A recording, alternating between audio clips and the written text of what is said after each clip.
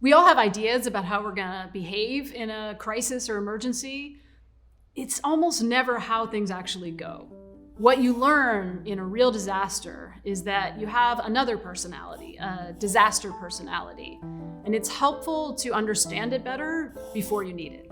So if you look at human behavior across all different kinds of disasters, across all of history, you see a huge spectrum of responses. Sometimes people start hysterically screaming. Other times, people shut down, they freeze. Believe it or not, people laugh in the face of a life or death situation. Maybe most often, people carry on doing whatever they were doing before. And sometimes people rise to the occasion and do incredible things. They're heroes who lead hundreds of people out of mayhem, who save lives at great personal risk. And it's really hard to predict, just looking at the person, how they're gonna behave. For my book, The Unthinkable, I followed people who had survived really hellacious disasters of all kinds. And what you find is there's a pattern, even across very different contexts, from plane crashes to earthquakes. Almost always, people go through a period of denial, profound disbelief and delay. Then people go through a period of deliberation. People get really social. They do something that researchers call milling, where they discuss with each other what's happening and what they should do next. And finally is the decisive moment, where people either take action or flee or cooperate in some way, or most often shut down and do nothing at all. Denial. Just the other day, I was walking through DuPont Circle in Washington, D.C., and I heard a gun go off around 4 o'clock in the afternoon on a random Tuesday. It was very close. I could tell it was like a block away. I looked around and nobody reacted. Everybody in that neighborhood, where there aren't a lot of shootings, kept walking as if it didn't happen. People were on their phones, they're talking to their friends, they're drinking their coffee, and I was like, what?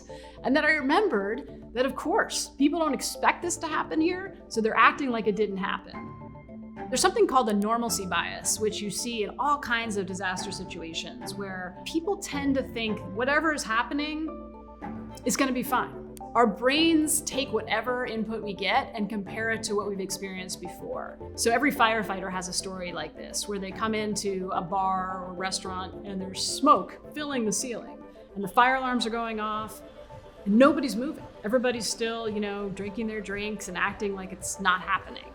This is very, very typical, especially for people who either have no training for emergencies, which is most of us, or who have never been in a life or death situation like that. Deliberation. One of the disasters I spent a long time studying was the evacuation of the World Trade Center on 9/11, partly because we have incredible research and survey data on the thousands of people who evacuated that day. And what you find is that on average, people took about 6 minutes before they even began evacuating. People took the time to gather books they were reading, shut down their computers before they left. But most of all, the first thing people did was to talk to each other. And we've all experienced this, right? I mean, you've probably been in a situation where a smoke detector goes off. The first thing you do is you look around to see what everybody else is doing, right? That's a very natural reaction. But deliberation's really helpful in a lot of cases, because it's kind of like the wisdom of the crowd. If you have people around you who know things that you don't know, then you can make better decisions. It's a good survival response if the people around you know anything about how to get out of the building or what might be the actual threat.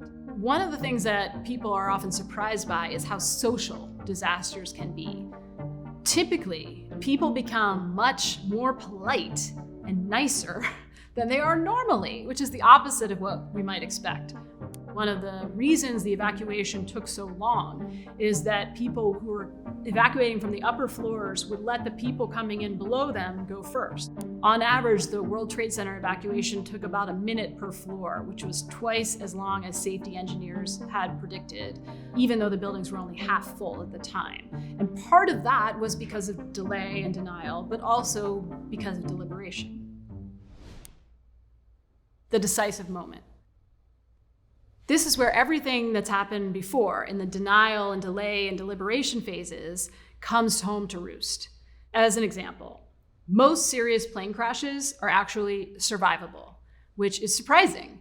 But it turns out that most planes, if they crash, they end up on the ground and on fire. And the whole trick is to get out really fast. But that delay and deliberation phases can really slow you down.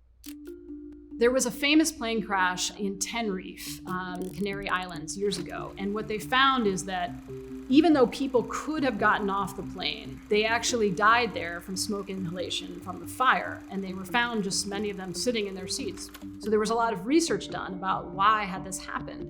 And what you find is that humans, like most mammals, tend to shut down in really frightening situations for which they have no training or prior experience.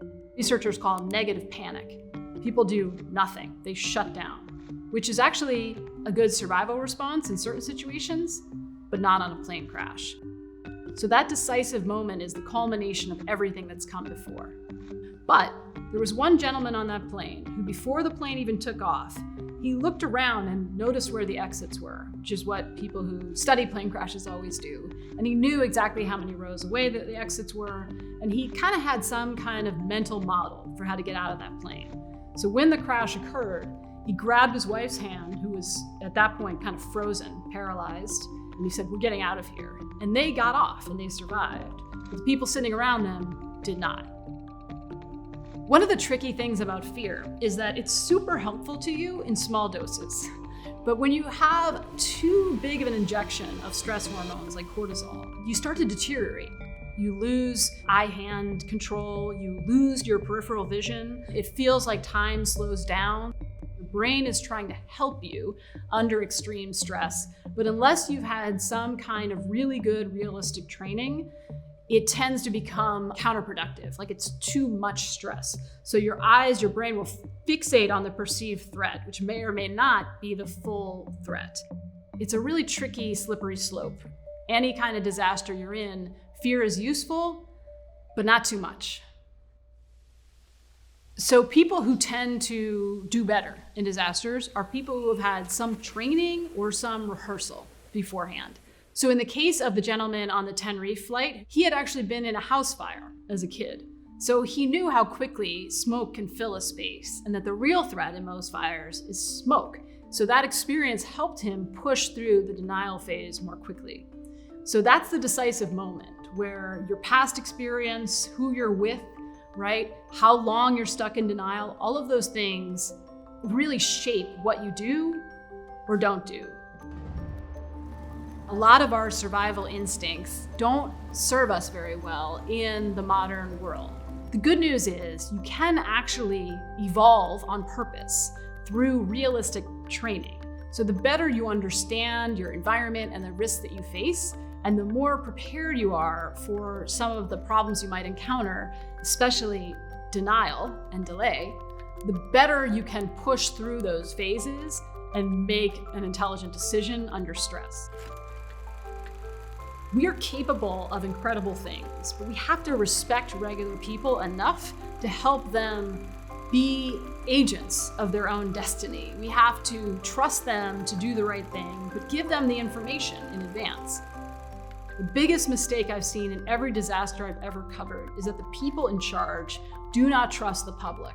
They think that the public is going to panic, to misbehave, to do stupid things, and so they don't tell them the full truth, which leads the public to do sometimes unwise things.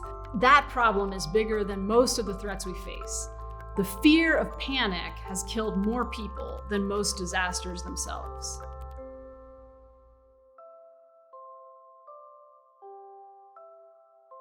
Want to dive deeper? Become a Big Think member and join our members-only community, watch videos early, and unlock full interviews.